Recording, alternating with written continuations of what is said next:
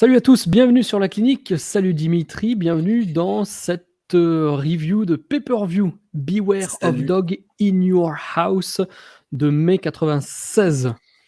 Salut à toi Yann, salut à tous.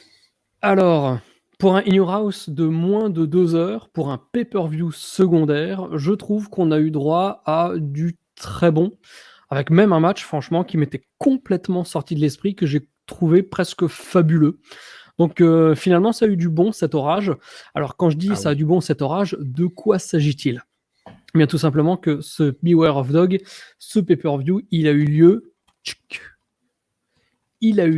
en 2 parties. C'est-à-dire que lors de la diffusion initiale le 26 mai 96, il y a eu un gros orage, ce qui fait que lors de la diffusion live, on a eu que un seul... non, on a eu 2 matchs, pardon. On a eu l'opener et le main event. Et plus tard dans la vidéo, d'ailleurs, je vais vous parler, vous allez voir, c'est très intéressant, de ce qui s'est passé dans le main event, parce que les mecs ne savaient pas qu'ils étaient en live. Donc c'est aussi pour ça que ça explique certains éléments du match. Et donc, on a eu ces 2 matchs. Le lendemain, il y a eu toute une journée d'enregistrement de Raw. Raw que vous allez retrouver à partir de mercredi sur la version abonnée privée exclusive de la clinique. Et le surlendemain, donc le mardi, vu que ce Beware of Dog était un dimanche, eh bien nous avons eu le reste des matchs qui n'ont pas pu être diffusés à cause de l'orage, qui ont été réenregistrés pour une rediffusion pour que tout le monde ait le pay-per-view entre guillemets complet. Mais c'est cette version complète, donc ce cocktail là avec 2 pay-per-view qu'on va reviewer aujourd'hui. Je vous balance d'ailleurs la magnifique jaquette que nous a fait Dimitri, le visuel pour le match, pour le pay-per-view, et la jaquette du... Hop là, qu'est-ce qui se passe? La jaquette du pay-per-view que je vous ai montré, c'est celle-ci. Donc, on est en Caroline du Nord. C'est d'ailleurs le seul pay-per-view de l'histoire de la WWE qui a été diffusé en Caroline du Nord. Caroline du Sud, pardon. Caroline du Caroline Sud. du Sud, parce que Caroline du Nord, il y a eu pas mal de catch là-bas. Notamment le SummerSlam 2000. Oui, à râler. Ouais. Ils étaient pas contents, hein. Oh bah dis donc, c'est ce que j'allais dire, on se croit au Racing. Oh là. On se croirait à l'Olympique Lyonnais plutôt, j'ai envie de dire, hein. Ah, au stade Gerland, comme tu dirais. Oui, c'est ça. Mais bon, on va mettre le holas sur nos blagues et on va commencer par la review. Oh là là là là là là. Alors, Caroline du Sud, effectivement, on est dans une ville qui s'appelle Florence. On est devant 6000 personnes pour le premier enregistrement du pay-per-view et on sera devant 4500 personnes pour d'autres matchs. Donc, le pay-per-view commence par l'histoire. Le petit clip entre Shawn Michaels et le British Bulldog où Shawn Michaels court les jupons et on nous dit qu'il ruine des vies. Rien que ça, quoi. Bah Diana, elle a une mauvaise mine hein, quand même depuis quelques semaines. En parlant de mine, peut-être qu'il lui en manque une, hein. Oh. Je sais pas, hein, je propose. Premier match du pay-per-view, c'est Triple H contre Marc Mero, un match qui dure 16 minutes. Triple H qui nous avait habitués là depuis quoi? C'était quoi? WrestleMania 12 la première fois qu'il est venu avec une nana ou c'était déjà un petit peu avant? Je crois que c'est WrestleMania 12 et ça devient une tradition à partir de ce point-là, oui, tout à fait. C'est ça, ça devient une tradition. Dans ce pay-per-view, il faut bien avouer que la meuf qui ramène au bord du ring, c'est un peu une cagette quand même, quand tu compares avec toutes les nanas de Raw et des pay-per-view précédents. C'est vrai, je me suis fait la réflexion, je me suis dit putain là, on est vraiment dans un pay-per-view mineur. On est... Ah, elle avait pas 18 ans? Ok, d'accord. Bon, C'est ça explique cela. Donc, il y a un petit décalage quand je passe d'un slide à l'autre, mais c'est pas bien grave. Donc, avant le combat, évidemment, on a une petite interview avec Marc Mero, accompagné de Sable, interviewé par le magnifique Doc Hendrix. Qu'est-ce que tu en as passé de ce match? Pensé de ce match? Figure-toi que j'ai beaucoup aimé. Je trouvais que c'était un opener vraiment super travaillé et tout le show en général. Enfin, moi, j'aime beaucoup le format des In Your House. Le show dure quoi, 1h50 en tout. C'est un peu le format presque des takeovers actuels là, de NXT où on a 5 matchs et donc du coup, on a du temps pour chaque match. On a le temps pour aérer tout ça avec des segments, des interviews entre, etc. J'ai beaucoup aimé cet opener. Il était hyper travaillé, bien solide. Marc Mero a été vraiment très bon dans ce match, j'ai trouvé, moi qui suis pas particulièrement fan de Marc Mero, je trouvais que ce match était vraiment super. Et Triple H nous avait sorti un très très bon combat contre Shawn Michaels à Raw il y a 2 ou 3 semaines, me semble-t-il. Tout à fait. Qui était pour moi le premier grand combat de Triple H. Pour moi, là, c'est déjà le deuxième. Donc, il commence à trouver son rythme de croisière. Oui, c'est vrai. D'ailleurs, en parlant de Raw il y a 2 semaines, on en profite pour rappeler que cette vidéo, c'est la dernière de la Monday Night War qui est balancée sur la partie publique de la clinique. Et à partir des débuts de la NWO, avec l'arrivée de Scott Hall à Nitro et la review de Raw qui va avec, qui sera publiée sur la chaîne mercredi pour la continuité de la Monday Night War, eh bien, on le mettra sur la partie exclusive privée pour les abonnés. Donc voilà, la programmation de la clinique, bien entendu, reste toujours la même, avec la nuit des temps, les analyses, les dossiers, les trucs comme ça. Mais pour ce qui est de la Monday Night War, je l'ai déjà expliqué dans plusieurs vidéos, je vous invite à les revoir pour voir pourquoi ça se passe comme ça. Mais Beware of Dog, c'est un petit peu aussi un exemple du type de vidéo que vous allez retrouver avec des designs de meilleure qualité. Merci à toi, Dimitri, d'ailleurs, car c'est toi qui balance ça. Qui nous a balancé quoi d'autre, qui s'est occupé du design des Raw et des Nitro, du design de l'enregistrement de Nitro aussi. Donc plein de belles choses que tu nous as balancées. Donc voilà, c'est comme ça qu'on va se mettre bien pendant les reviews de la Monday Night War. Et on en profite bien entendu pour faire une grande salutation ou des salutations chaleureuses à tous ceux qui ont déjà rejoint l'abonnement. On a vraiment hâte de kiffer ça en votre compagnie. Bah ouais, comme tu l'as dit, ouais. En fait, ouais. Ouais, ça va être top. Ce match Triple H Marc Mero, ouais, comme tu l'as dit, franchement, il était vraiment super. Je m'attendais à un bon petit match, comme ils font très souvent, mais là, c'était vraiment super bon. Alors, au début du match, j'étais presque un tout petit peu spoilé, j'ai envie de dire, du résultat, parce que là, Triple H a déjà fait le curtain call. Donc, oui. On rentre dans la phase punition. Oui, voilà, phase punition, on va perdre tous les matchs. On rappelle ce que c'est le curtain call, c'est ce main event de Madison Square Garden en cage entre Shawn Michaels et Diesel qui s'est soldé par Diesel, Razor Ramon, Shawn Michaels et Triple H qui célèbrent dans le ring et qui disent au revoir à Kevin Nash et Scott Hall parce que c'est leur dernière apparition à la WWE avant de rejoindre la WCW. Sauf qu'il fallait quand même faire payer quelqu'un pour avoir osé cet affront de célébrer gentil et méchant au même moment dans le ring. Donc on pouvait pas punir Shawn Michaels, on pouvait pas punir les 2 autres gars qui sont évidemment partis. Donc il fallait punir Triple H. Et donc effectivement Triple H là il est mal barré pendant très longtemps quoi. Oui, c'était lui d'ailleurs qui devait gagner le King of the Ring 1996 et la phase punition, première étape, perdre contre Marc Mero, deuxième étape, ne pas gagner le King of the Ring et le laisser à Steve Austin. Est-ce qu'il ah bah oui, il participe aux éliminations, on verra ça dans la review. Oui. Dans la review de Raw. Donc, dans ce premier match, déjà, on nous annonce que l'orage est arrivé et qu'il y a déjà quelques petits soucis techniques. Et j'ai envie de dire que c'est un petit peu l'orage dans le ring aussi, parce qu'il y a une putain de tarée qui hurle. Non, mais la meuf, je sais pas ce qu'elle a fait. Elle a hurlé de tous ses poumons pendant tout le pay-per-view, à tel point que, ça, on en reparlera dans le main event, ça a vraiment tapé sur les nerfs de pas mal de catcheurs. Oui. Ok. Non, c'est vrai. Tu dis on en reparlera, donc oui, on en reparlera. C'est vrai. Mais je m'étais demandé si au début, si c'était pas la meuf de Triple H, tu vois, qui pétait un câble. Ah, la pépé avec qui il est venu ? La cagette. Ah, la cagette. Non, je pense qu'elle est pas dans un état physique suffisant pour hurler pendant tout le show. Elle a pas de cardio. Ouais. Alors, petite question pour toi. À un moment, il y a une référence à Ted Danson. Alors, il y a Jerry Lawler qui nous dit Ted Danson ne sortirait même pas avec Sable tellement elle est moche. D'accord. Et pourquoi je vais éternuer. Oh, attention. Voilà. Rhume des foins. Ted Danson, c'est bien le mec de Curb Your Enthusiasm, on est d'accord. C'est le mec qui joue dans Curb Your Enthusiasm et qui était surtout la star de Cheers dans les années 80. Oui, tout à fait, qui maintenant est dans The Good Place sur Netflix. Ouais. Donc moi, ma question, c'est est-ce qu'il a une réputation de mec bourré dans le monde de la série et des people que tu connais beaucoup mieux que moi ? Je ne connais pas cette anecdote sur Ted Danson, mais j'imagine que, vu son physique plutôt avantageux, il a dû multiplier les conquêtes et se faire plaisir. Et donc, je sais pas. Ah d'accord, c'est plutôt dans ce sens-là. Moi, je pensais que c'était genre le mec qui est alcoolique, mais malgré son alcoolisme, tellement elle est moche, il dira pas oui, quoi. Ah, écoute, là, franchement, je ne sais pas quoi dire par rapport à cette anecdote Ted Danson. Par contre, j'aime beaucoup. Regardez Curb Your Enthusiasm, c'est vachement bien. C'est vrai, c'est très bien. Oui.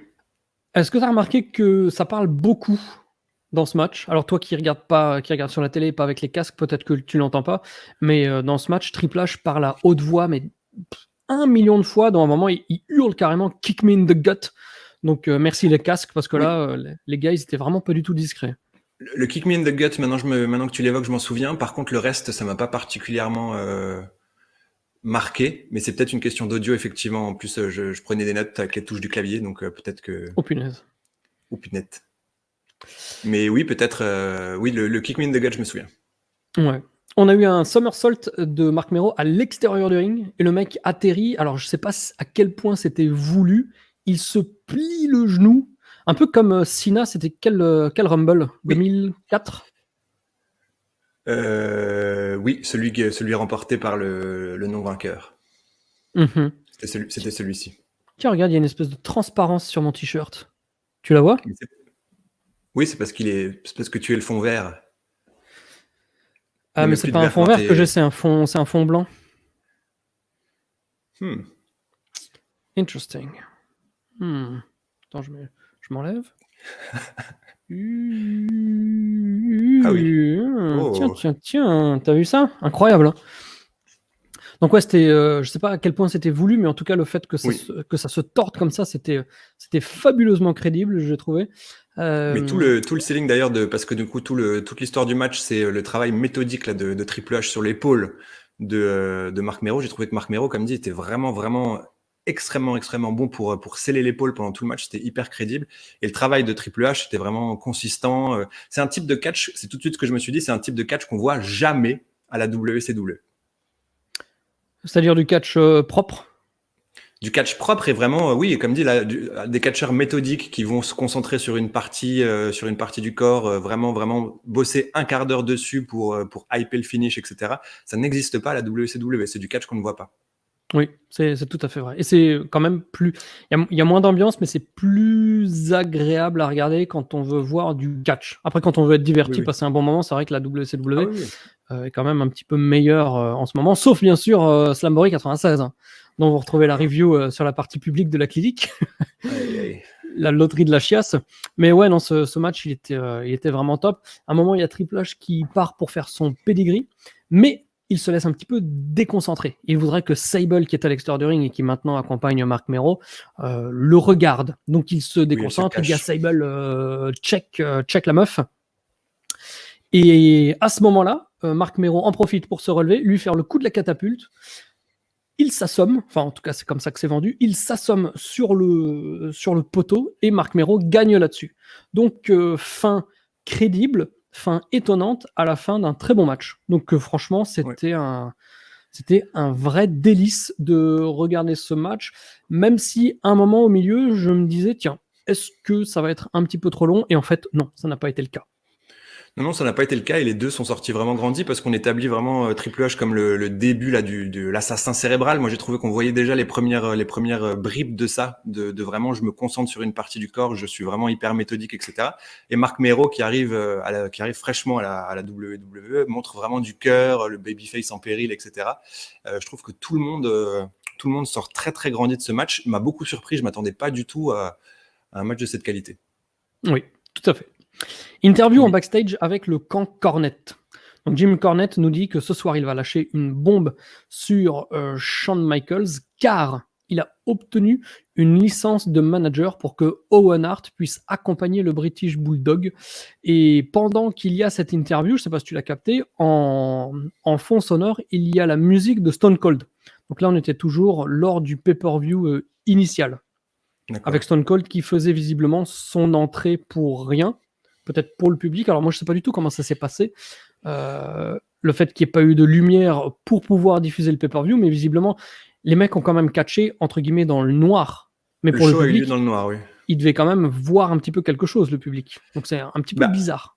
On voit des images de tout ça à Raw, où ils sont assez transparents d'ailleurs. Ils montrent les images du show qui se poursuit dans le noir et tu vois qu'il y a les flashs de caméra qui se multiplient vraiment dans la foule. Je pense que les gens essaient de regarder et de trouver des moyens pour pouvoir observer l'action comme ils pouvaient, quoi. Ouais. Et c'est étonnant parce que d'ailleurs, tu vois, excuse-moi, mais tu vois qu'il n'y a pas une personne qui manque, quoi. Tu vois que jusqu'en haut des gradins, tout le monde est encore là.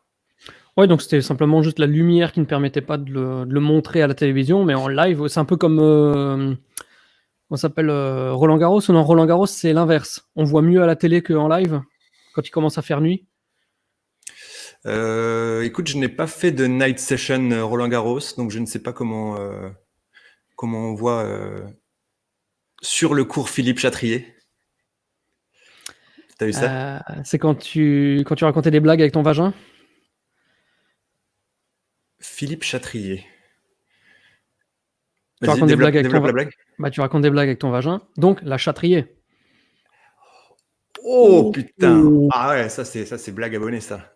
Donc t'étais à Roland Garros déjà, toi? Non, jamais. Ah d'accord. Non, je ne fais pas partie de Moi, cette j'avais caste. Trop cher. vu le dernier match de Gustavo Kuerten. En double avec Gaël Monfils, il était à ce moment-là. Et il avait pleuré. C'était un tag team sélectionné avec au niveau des cheveux. Oui, c'est ça. Tout à fait. Au niveau de... Oui. Je me tais. Donc, on a cette interview avec la musique de Stone Cold en fond sonore. Et quand on retourne sur le ring, miracle des miracles, c'est le main event entre Shawn Michaels et le British Bulldog pour le titre de la WWE. Donc, vous avez probablement suivi les podcasts de la Monday Night War jusqu'à présent. Donc, vous connaissez l'histoire de Shawn Michaels qui est accusé d'avoir essayé de briser le mariage du Bulldog et de Diana Smith, qui va être d'ailleurs aux abords du ring pour regarder de très près le match. Elle a l'air vraiment pleine de problèmes, pleine de soucis en ce moment. Moi, j'ai beaucoup de peine pour Diana. C'est vrai, t'as beaucoup de peine pour Diana. Moi, pas du tout. Bah oui. J'ai toujours beaucoup aimé Diana. Alors, au début du match, qu'est-ce qui se passe? En fait, avant que l'action ne commence, on a Clarence Mason qui provoque Shawn Michaels et qui lui comment ça s'appelle? Alors, est-ce que tu connais la traduction du supina en français? Non. Je me suis posé la même question. Instruction, truc comme ça, injonction peut-être. Oui, une injonction. Ah non, pardon. Je pensais que tu parlais du terme technique employé, aliénation of affection. Attempted alienation of affection. Comment tu traduis ça en français? Eh bien, écoute, tentative de mise à tentative d'aliénation de l'affection. Voilà, donc comment tu traduis ça en français du coup? Ah bah c'est que des mots français, hein. Ah, d'accord, ouais. Non, voilà, tu n'as même pas relevé pendant l'interview, excuse-moi, mais pendant l'interview de Shawn Michaels, il fait une petite référence à Melrose Place. Oh, je ne regardais pas Melrose Place. C'est vrai? Non, je regardais pas. Ah, c'était merde. un peu pour moi, c'était le Beverly Hills du pauvre. C'était le Beverly Hills du pauvre, mais ça n'empêchait pas qu'on avait le droit de le regarder. Ah non, je regardais pas, désolé. Avec Amanda. Non. Oui, il disait tout, on n'est pas dans Melrose Place, tout ça, et donc ça m'a fait sourire. Ça serait une bonne storyline pour Melrose Place, mais ici c'est la WWE, ici c'est le catch. D'accord, il n'y a pas de piscine. À part des piscines de chiasse, mec. Ah, il n'y en a pas aujourd'hui là. Non, c'est vrai qu'il n'y en a pas. Hein. C'est un très bon show. Oui. Et donc HBK, il déchire cette injonction et il mâche son chewing-gum. Comme ça.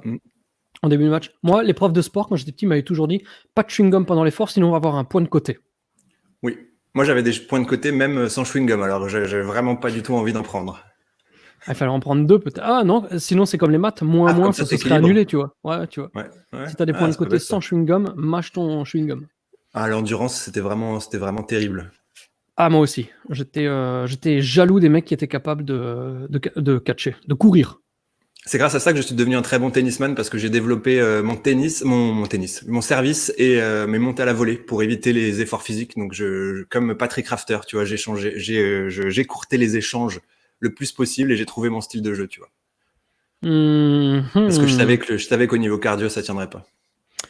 Mais pourtant, au tennis, il faut quand même courir. Comme Jim.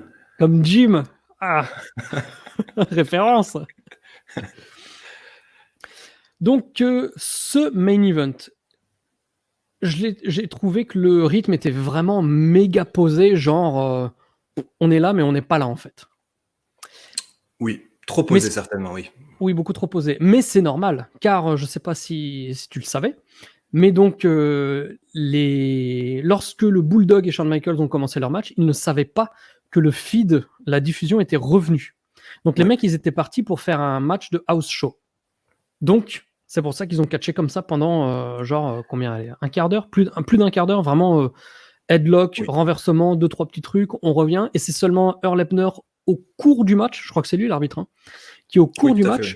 match dit au mec, ah bah en fait vous êtes live, donc on va faire le finish prévu, parce qu'initialement en match house show, je sais pas quel est le finish qu'ils avaient prévu, mais en tout cas c'était pas le finish initialement quand ils sont montés dans le ring, c'était pas le finish qu'ils avaient prévu de faire en pay-per-view, et le finish qu'on verra quand même.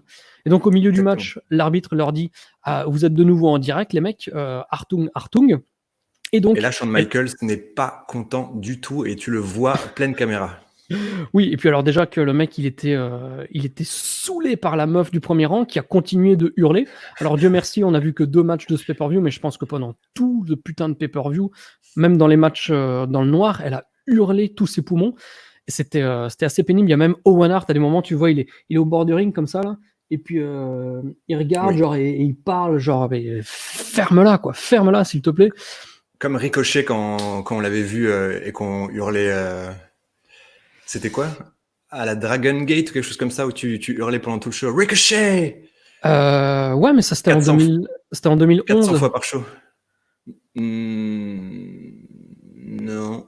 Ou alors tu connais De- l'anecdote, parce que ça, je l'avais fait, c'était effectivement au show Dragon Gate 2011, mais j'étais que avec Ishtu en 2011. Bah, alors, tu l'avais refait avec moi. Je savais pas qu'il y avait eu un précédent, mais du coup Ah, en peut-être. 2013, on avait vu la Dragon Gate à New York. C'était pas la Ring of Honor? Bah non, parce qu'il y avait Ricochet et il y avait. On est allé voir de la Non, Dragon Gate en 2013? ouais. Ah Je me bon? rappelle qu'il y avait un match avec les Young Bucks, Ricochet, il y avait ou A Nation. Ah Et oui, oui, et exact. À la il y avait, convention où on avait triché, on était passé de la partie oui, autographe où on n'avait pas payé, oui, à la partie catch, parce qu'il y avait juste des rideaux que oui, tu pouvais ouvrir et passer, quoi. voilà, voilà. Pour aller là, il faut payer 120 €, sauf que nous, on n'avait pas payé. On avait juste passé un rideau. C'est ça. Oui, oui. Alors, donc, ouais, la genèse de ce truc, ouais, c'était en 2011 avec Ishtu, où, ouais, pareil, je l'avais fait. Mais alors, je sais pas, en 2013, est-ce qu'il réagissait Ricochet Bah, ou pas? oui, oui, et quand il se tournait, parce qu'il se retournait souvent pour voir d'où ça venait, tu faisais juste le pouce comme ça. Ouais, exactement. C'était ça mon personnage. Mais, et en 2011, j'avais eu encore plus d'interactions parce qu'il était blessé. Il était au bord du ring, il accompagnait un mec. Et donc, pareil, je faisais Ricochet! Dès qu'il se retournait, je lui faisais un pouce comme ça. Donc oui, Shawn Michaels, il est excédé, et donc lorsqu'ils apprennent malheureusement qu'ils sont en live, et ben les mecs oublient le style house show papa-maman, Oui, et ils balancent la sauce pour, sans mauvais jeu de mots bien sûr, pour finir comme ils avaient initialement prévu, et terminer sur ce finish qui est donc German Suplex du British Bulldog, qui porte la German sur Shawn Michaels. Les deux catcheurs ont les épaules au sol, l'arbitre fait le tomber. Ah oui, alors avant, il y a eu un bump de l'arbitre qui se mange le British Bulldog. oui, Comment dire, full force, quoi. Le gars, oh oui. il est en plein sprint, il bump l'arbitre qui gicle à l'extérieur du ring, mais avec d'une violence. Mais là, je pense c'est absolument pas voulu, en fait. Je pense qu'il gicle à l'extérieur du ring alors qu'il n'avait pas prévu de gicler à l'extérieur du ring, quoi. Il Oui, est c'est juste la vraiment, force qui fait que voilà, oui, voilà. il est emmené par le truc, quoi. Il est en perte de contrôle complète. Il passe vraiment littéralement par-dessus, je crois, la deuxième corde. Ouais. Mais vraiment, il n'a aucune volonté de le faire, je pense. Oui, tout à fait, tout à fait.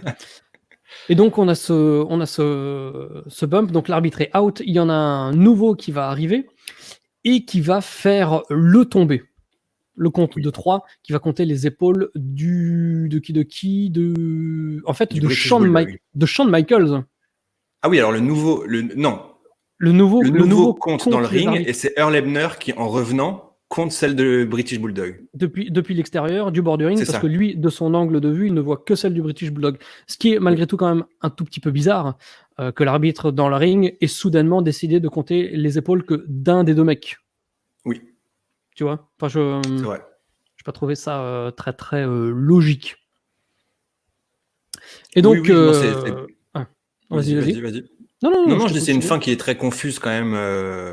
Moi, sur le coup, enfin, c'est pas flagrant en plus. Du coup, il y a des finishes de German qui sont maintenus en ponté où c'est vraiment beaucoup plus flagrant, qui veulent faire un double compte de 3, tu vois. Alors que là, c'était vraiment pas flagrant. Et quand le match est fini, pour moi, Shawn Michaels a gagné en fait, sans Ouais. aucun. Enfin, il y a pas photo. Et là, quand tu vois que ça commence à partir en confusion, que Diana prend la ceinture, qu'il y a l'autre arbitre, tu fais mais putain, il s'est rien passé pour moi en tant que spectateur, tu vois. Oui. Donc ça ajoute à la confusion. Il y a Gorilla Monsoon qui arrive, qui prend la ceinture à Diana en lui disant attends, pas si vite. Meuf. Et pas si vite, meuf. Exactement, ce sont ses mots. Et ensuite il fait le point avec les arbitres, etc. Et tu comprends pas. Tu te dis mais putain, pourquoi tout ce rififi, tu vois? Oui, c'est pas clair du tout. C'est pas clair du tout. Et Parce c'est qu'on met du temps à voir les images du double pin avec le deuxième arbitre, etc. Tu vois? double pin. Petite blague avec Hooters. Diana. Ah, pardon. Non, c'est bon. D'accord, ok, très bien. Moi, Donc j'avais oui, Hooters. et puis est-ce que j'ai encore les photos de Hooters? Non, je les ai plus. Ah, quel Ah non, trouve dommage. des nouvelles. Donc oui, voilà. On en est arrivé là. Et le main event de ce pay-per-view se termine là-dessus. Donc de toute évidence, on va retrouver les deux mecs au King of the Ring. Alors petit spoiler, je sais que j'adore le match de King of the Ring. Je vais voir comment est-ce que ça va donner. La dernière fois que je l'avais vu, c'était chez Ishtou, justement, à Issy-les-Moulineaux. En avril 2015, entre deux shows où j'avais une fois catché en Hollande et le lendemain à Nanterre, où d'ailleurs j'avais pas catché parce que j'avais une commotion. Donc j'avais juste fait une promo ou je ne sais plus quoi, donc malheureusement. Et c'est dommage parce que je devais affronter Elmer Le Guenec. J'aurais vraiment kiffé bosser avec lui. Mais voilà. Et donc, d'ailleurs, j'avais pas beaucoup de chance à l'époque parce que quelques semaines après, je m'étais niqué le dos. Et c'est suite à ça que j'ai arrêté. Donc, tu vois, c'était un petit appel du pied du destin. Mais donc, j'avais regardé, la dernière fois que j'ai regardé ce match, je sais que c'était chez Ishtou, à Paris, comme on dit. Parce que tu auras toujours un connard de Parisien qui va dire si les Moulonnais, c'est pas pareil. Hein. C'est pas faux, c'est pas totalement faux. Bah, c'est la même chose. Bon, c'est la Arrêtez. même chose. Arrêtez les mecs. Arrêtez. Moi j'y ai vécu pendant 2 ans et demi. Voilà, c'est la même chose. Si t'habites pas à Sevran au fin fond de je sais pas où, au fin fond de la Seine-et-Marne où tu prends 3 heures de transport, voilà. Tant que t'es approx sur un TER qui dure 10 minutes ou sur une ligne de métro, t'es à Paris quoi. Ouais. C'est la même chose. Est-ce qu'à Voisin-le-Bretonneux, on est à Paris? Non. Ah voilà, d'accord, très bien. RERC, t'en as pour 3/4 d'heure, non, ça compte pas. Oui. Comme quand D'accord. moi j'avais bossé à Cergy pendant 3 mois là, quand on était venu en formation de Budapest. Pareil, RER A pendant je sais pas combien de temps, non.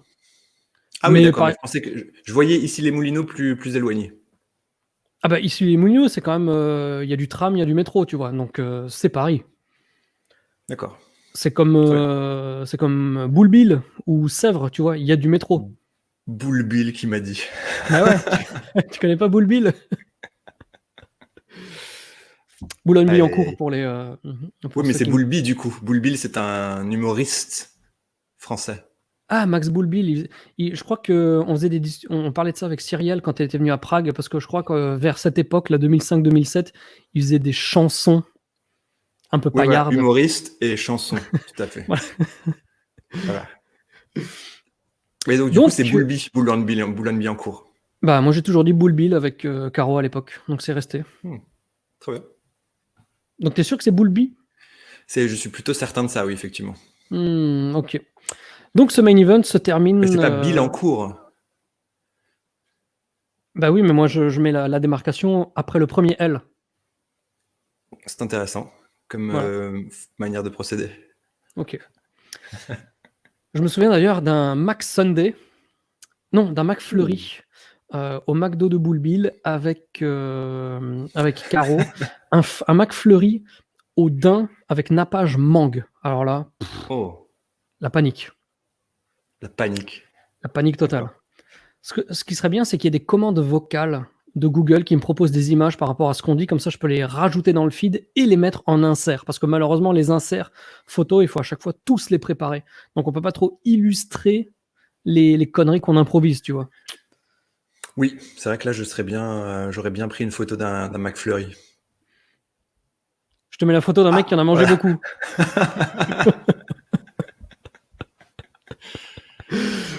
Donc, main event qui n'est que le deuxième match du show qui se termine Oui. là-dessus. Ce main event, il était très long, très lent, très improvisé. Et puis Oui. finalement, on nous a donné la fin. Et c'est un petit peu... Alors, c'est vrai que les deux mecs étaient très énervés après ça, parce qu'ils auraient aimé être consultés pour savoir qu'ils allaient être diffusés ou non, parce qu'à ce moment-là, qu'ils ne soient pas du tout diffusés, à ce moment-là, les gars auraient enregistré un vrai bon match de pay-per-view 2 jours après, comme tous les autres. Oui. Sauf que là, c'était ni l'un ni l'autre. Donc, Oui. dommage. Après, c'est intéressant de voir la séquence où tu vois, c'est une chinlock du British Bulldog, et tu vois que Shawn Michaels, donc c'est le moment où Earl Hebner leur annonce, tu vois que Shawn Michaels est vraiment, vraiment extrêmement énervé, et tu le vois parler pendant une bonne trentaine de secondes avec Earl Hebner, et vraiment montrer des gestes d'énervement, alors qu'il est censé être dans une prise du sommeil, tu vois. Ouais, il y a beaucoup de plans comme ça où les gars parlent non-stop de non-stop, quoi. Oui. Comme si c'est comme une décision d'arbitrage. À partir du moment, bon, maintenant il y a la VAR, comme disait Molière, mais à partir du moment où la faute est sifflée, ça sert à rien de gueuler, tu vois. Enfin, jusqu'à récemment. Donc là, c'était pareil. Oui. On vient de lui annoncer, vous êtes en live. T'as l'impression que le mec, il est en train de gueuler et de parlementer pour dire, bah non, putain, j'ai pas envie, tu vois. Oui, c'est ça, mais c'est vraiment toute une. Enfin, c'est vraiment surprenant de le voir autant manifester de la colère dans un moment où il est absolument. Il est censé. Il est à 2 doigts de perdre le match avec le bras qui tombe au sol pendant 3 fois, tu vois. Et donc, Ouais. il fait putain, mais on est live, il monte vraiment, il fait comme ça, tu vois que c'est incroyable par rapport au moment qui est en train de se passer dans le ring, quoi. Ouais. Et donc, c'est là-dessus qu'on va enchaîner la deuxième partie du pay-per-view qui a été enregistrée, par contre, elle, en Caroline du Nord. Ouais. À Charleston.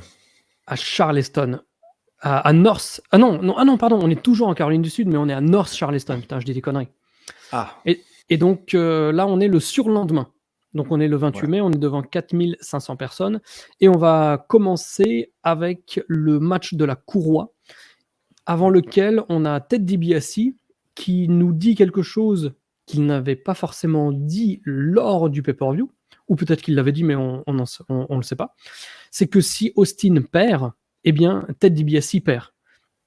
Ben, là, en fait, c'est vraiment. Moi, j'ai bien aimé la technique de communication générale parce que là, ils sont vraiment dans la transparence la plus complète. Et tu vois qu'en fait, on a le passage de Raw où on nous dit Savio Vega a gagné le match. Oui. Mais par contre, on va le refaire parce qu'il n'y a pas eu de lumière. Donc, ça, c'est vraiment cool que ce soit dit. Et donc, il dit il a gagné le match, mais il faisait noir. Donc, on n'est pas sûr du fait qu'il ait touché les quatre coins. Ouais, Donc ils disent cette fois-ci il y a rematch, mais ils disent pas. Enfin, oui, c'est vraiment un rematch d'un match qu'on n'a jamais vu. voilà. Donc ça c'est vraiment chouette.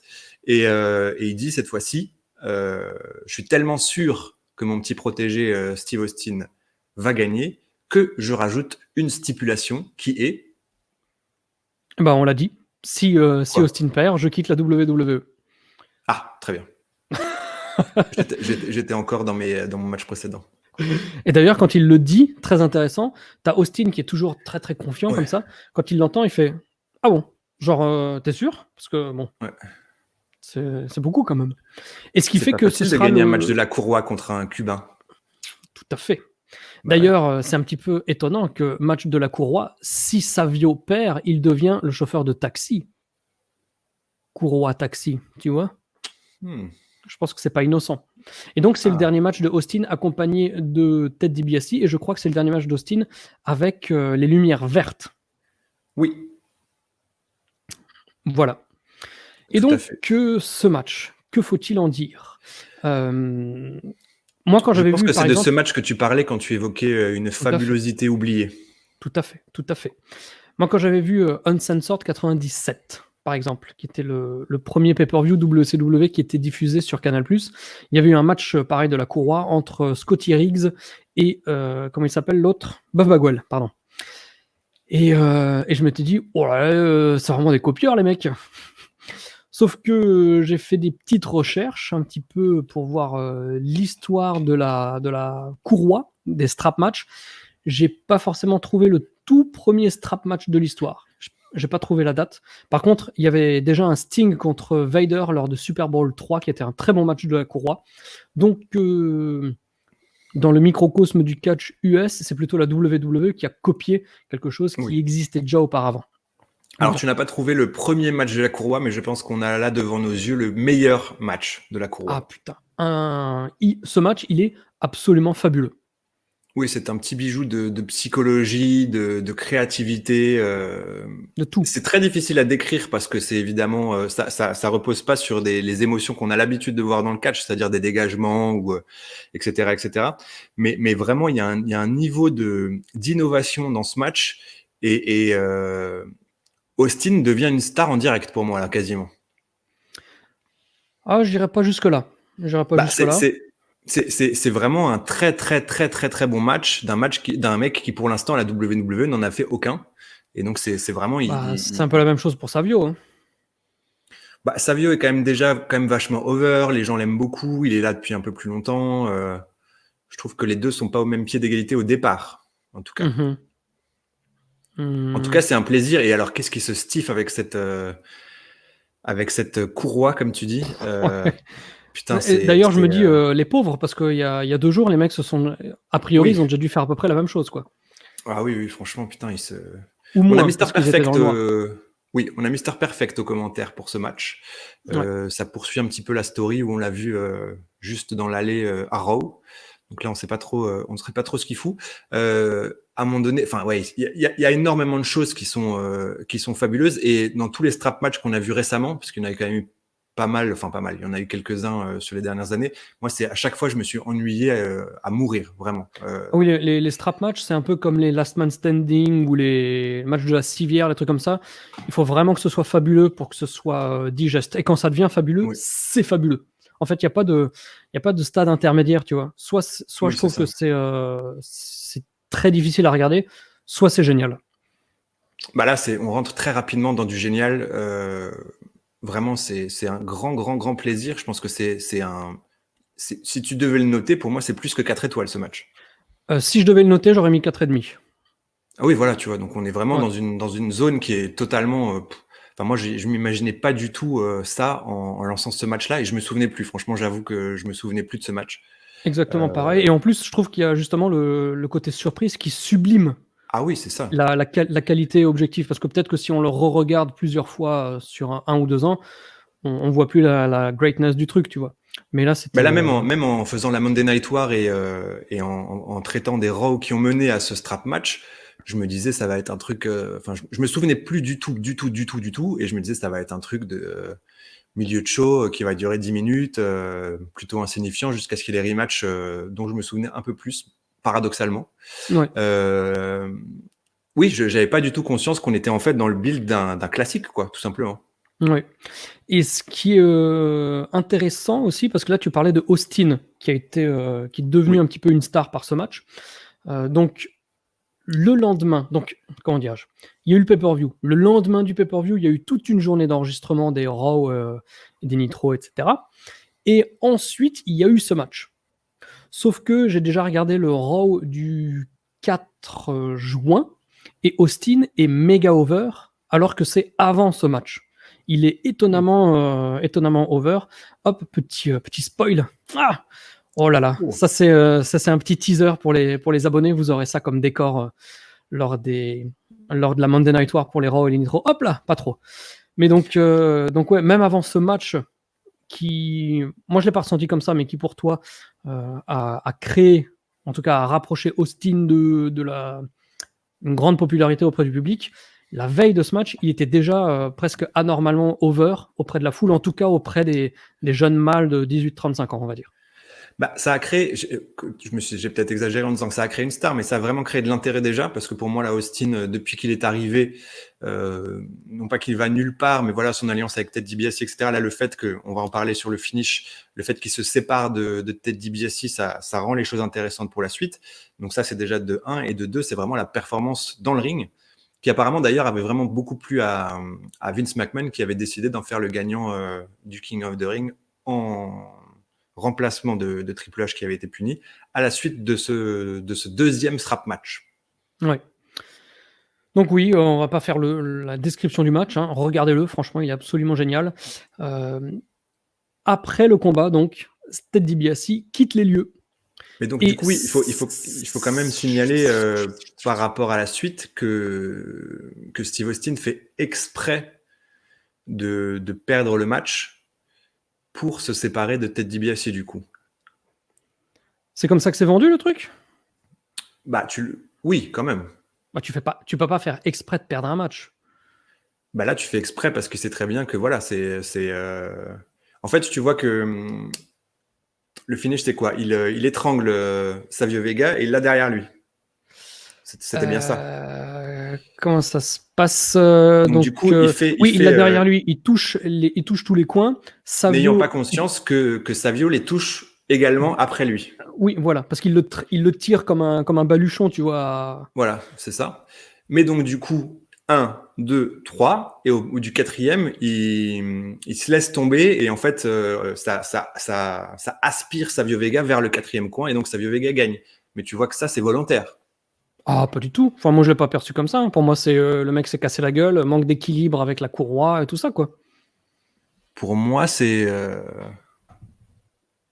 Si, pour moi, c'est tout à fait volontaire, et c'est Steve Austin qui veut se séparer et qui profite de l'occasion pour s'émanciper de son manager. Mais alors, pourquoi se faire chier avec un tel match? Autant qu'il perde direct, quoi. Bah là, du coup, il peut laisser le doute, tu vois. Il peut dire non, je pas fait exprès, j'ai trébuché. Regarde, même Yann, il a cru. Ah, t'imagines? Non, moi, je l'ai pas perçu comme ça. On va voir dans les prochains épisodes.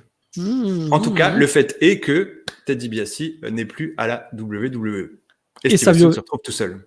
Oui, et Savio Vega prend le micro pendant sa musique et il dit « Bon, il faut une autre musique quand même pour que Ted DiBiase parte. » Et là, il chante le machin Hey, hey, goodbye », qui est assez malaisant quand je l'entends. Pour moi, c'est toujours des petits problèmes à ce niveau-là, tu sais. Bah, quand quelqu'un le chante, oui, quand c'est le public qui le chante, c'est génial, mais quand quelqu'un le chante, c'est plutôt gênant, effectivement. Voilà. Ensuite, Shawn Michaels découvre l'informatique. On le voit devant un ordinateur, il est sur WWF Online, pardon. Moi, ça m'a fait penser, enfin, quand tu le vois tapoter comme ça, là, ça m'a fait penser à un truc, je sais pas si tu l'as vu. Le Julie striptease. Lescaut. Non, pourquoi Julie Lescaut? Je sais pas. Je sais pas si tu l'as vu. Mais non, mais les légendes sur la police qui savent pas taper à la machine. Ah oui, d'accord. Ah oui, c'est vrai que tu aimes bien les policiers. Non, alors là, ça n'a rien à voir avec ça. C'est les légendes des policiers qui tapent doucement à la machine avec 2 doigts. Mais c'est pas forcément une légende urbaine, hein, parce que quand tu regardes Enquête et Investigation ou Dans le cœur de la BAC, quand les mecs sont en audition, tu vois que ça se rapproche plus de la réalité que du mythe, hein. Ah, tu vois, comme t'aimes pas la police. Et donc, Shawn Michaels est devant l'ordinateur, et moi, ça m'a fait penser à cet épisode de Striptease où tu as deux laveurs de carreaux qui achètent un ordinateur pour, je cite, faire. Le reportage s'appelle, je crois, Les Rois de l'informatique, pour faire un site internet. Et ce reportage, à chaque fois que je le vois, il me brise le cœur parce que tu as des gars. Enfin, c'est pas du tout condescendant comme ce que je vais dire, tu vois, mais t'as des gars qui galèrent en région parisienne à laver des carreaux. Les gars savent à peine lire et ils passent des journées entières avec la hotline de Dell ou de je sais pas quoi pour faire marcher leur internet, pour aller sur internet, parce que les gars veulent faire un site internet. Donc ça me fait vraiment de la peine de voir quand tu vois ces gars qui s'imaginent des choses qui ne sont pas réalisables, parce que voilà, tu vois ce que je veux dire. Et donc à chaque fois, tu entends la cloche de l'époque là de Windows, genre dung, dung, dung, dung, dung, dung, dung, tu sais. Et ça, c'est. Donc ça m'a fait penser à ça quand tu vois Shawn Michaels qui visiblement n'a jamais été devant un ordi de sa vie. Donc c'était un peu ça. Mais ensuite, on enchaîne. On est en 96 quand même. Hein. Oui, mais bon, t'es aux États-Unis. Bon, je sais pas. Moi, en 96, j'avais pas touché un ordinateur. Hein. Ah bah, moi non plus.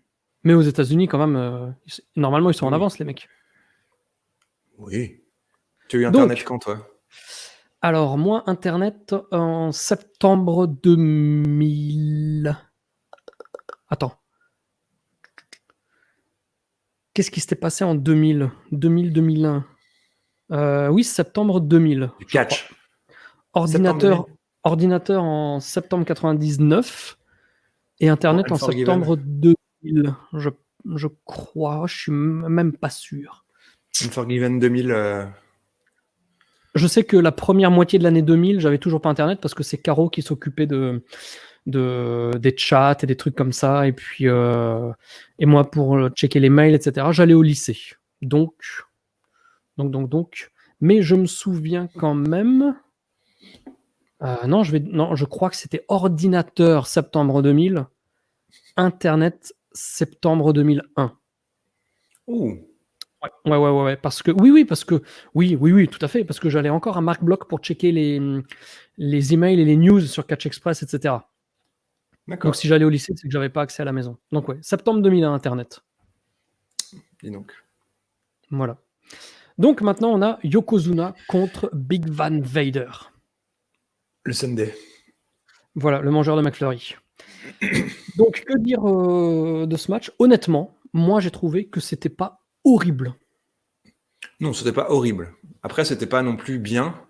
Et quand tu vois à quel point la rivalité est over depuis les débuts de l'homme qu'ils appellent Vader Oui, et des teases qu'il y a eu depuis quand même beaucoup de temps à Raw, tu as vraiment l'impression que Yokozuna contre Vader, ça va être la folie.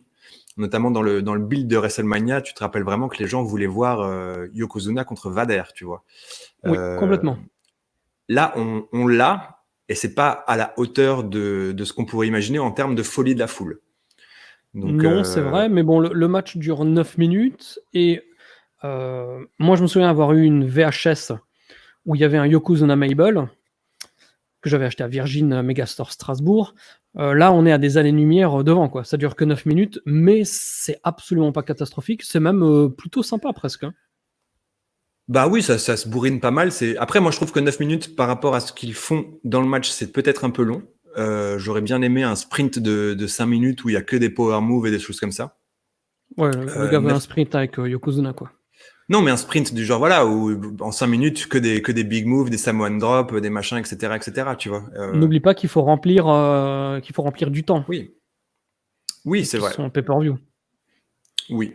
Mais bon, moi j'ai trouvé que c'était un poil long. Et tu le vois d'ailleurs au niveau de Yokozuna, on en a déjà parlé souvent. Au bout de 3 minutes, il en peut plus. Il n'en peut plus. Oui. Euh, Vraiment, c'est difficile à regarder parce que moi j'ai toujours beaucoup aimé Yokozuna. J'ai toujours trouvé que c'était fantastique la façon dont il se déplaçait, etc. Même petit, alors qu'il était heel comme c'est pas possible, j'ai toujours beaucoup aimé Yokozuna. Et là, en tant que fan, vraiment, de le voir sur la fin. Avec vraiment, s'il pouvait mettre les mains sur les genoux et souffler comme un taré, il le ferait, je pense, vraiment au bout de 3 minutes dans le match. C'est difficile à voir. Et ouais, je sais pas. Quand même un petit peu, il y a une petite once de déception sur ce match-là. D'accord. Je m'attendais à un tout petit peu plus de folie. Après, c'est sûr que c'est pas une catastrophe.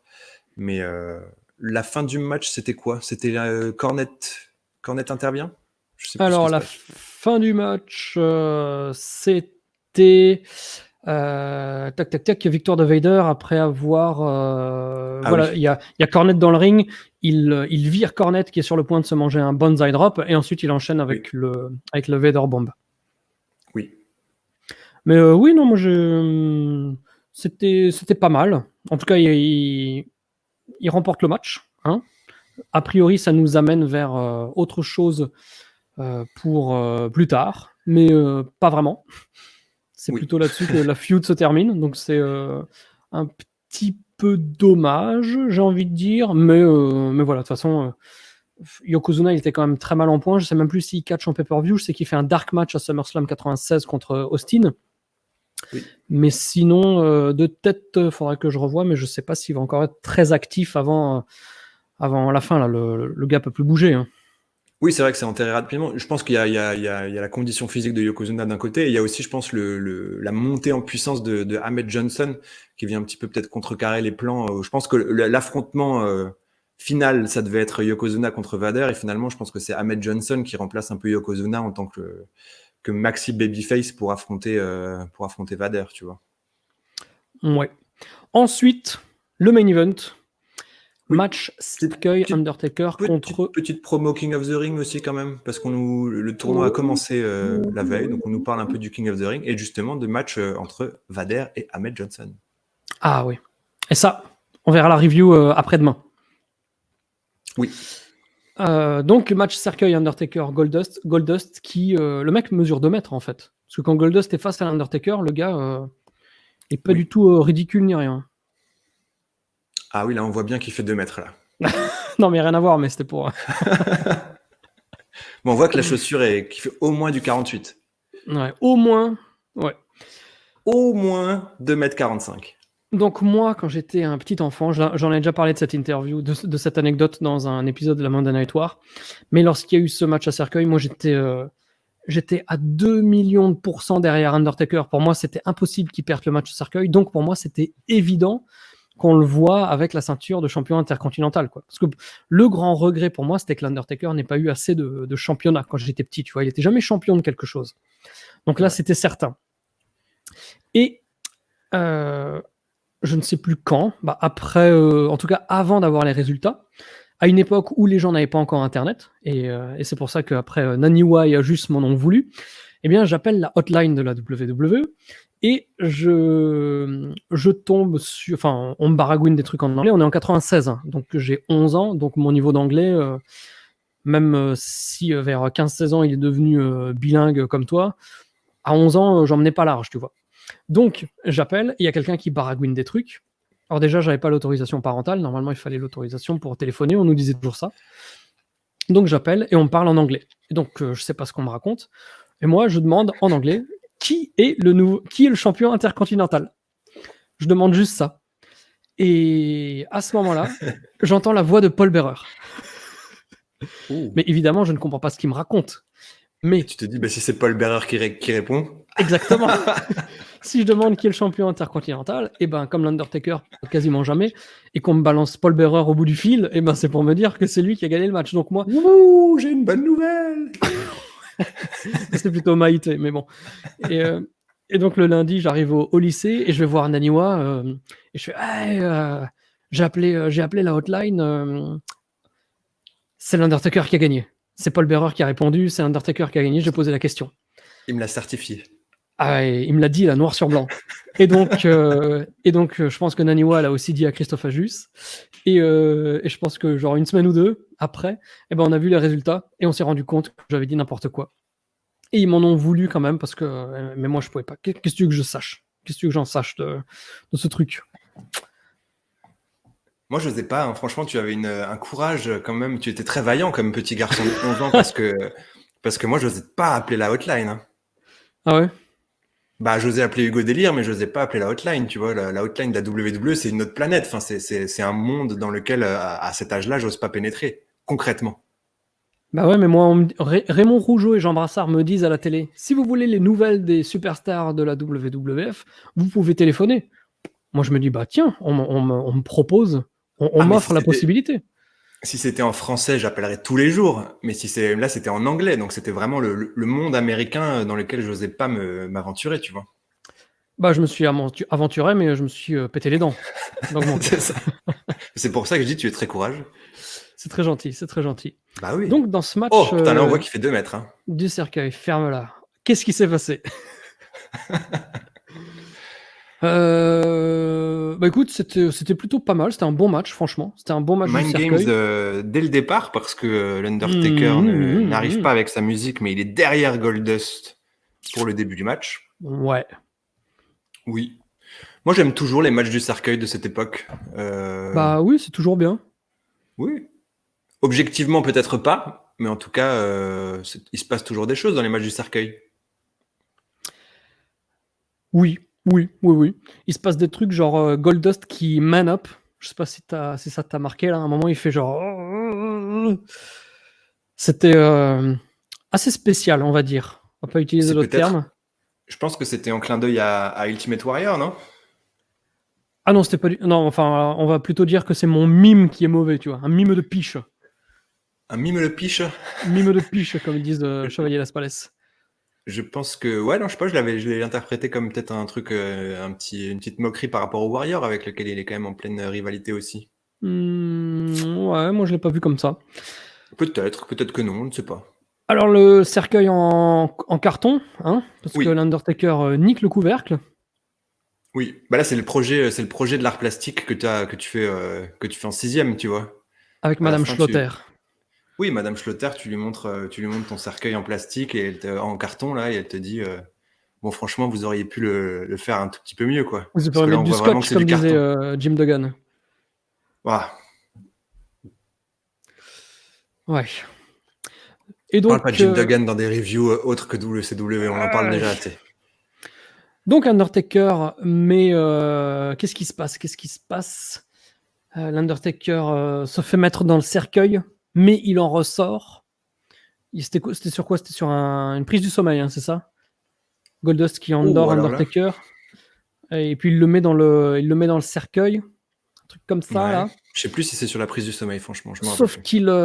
qu'il lève la main, donc Oui, il ressort, il se bastonne de nouveau un petit peu, et quand il est prêt à revenir mettre Goldust dans le cercueil, là on ouvre à nouveau le couvercle en carton, et là c'est Mankind qui sort pour faire le coup de la bavure à Undertaker, et c'est grâce à ça que Goldust va pouvoir le mettre dans le cercueil et conserver son titre intercontinental. oui. Quelle déception, quelle tristesse. À l'époque, je suis pas sûr que ça m'avait attristé, moi, personnellement. Mais Ah putain. je sais pas. Non, je l'ai pas vécu comme une Ah, si. douleur. Ah, moi, ça m'avait touché profondément. Bah, moi, je me rappelle que j'étais plus déjà, j'étais vraiment extrêmement intéressé par le match Undertaker-Mankind. Et je pense que même petit, je me disais, putain, waouh, ça veut dire que là, vraiment, on va avoir Undertaker contre Mankind bientôt, quoi. Ouais, moi, j'étais pas aussi malin. Tu vois, je téléphonais aux États-Unis, mais j'étais très premier degré et court terme Très dans terre la à terre. réflexion. Ouais. Ah, moi, je pense qu'à ce moment-là, déjà, il y avait que Mankind qui m'intéressait. Pour moi, c'était le Hmm. seul et unique adversaire pour l'Undertaker. Ah, moi, il m'intéressait pas. Je voulais juste que Undertaker mette un terme à son ignominie. Ah non, moi, j'aimais bien.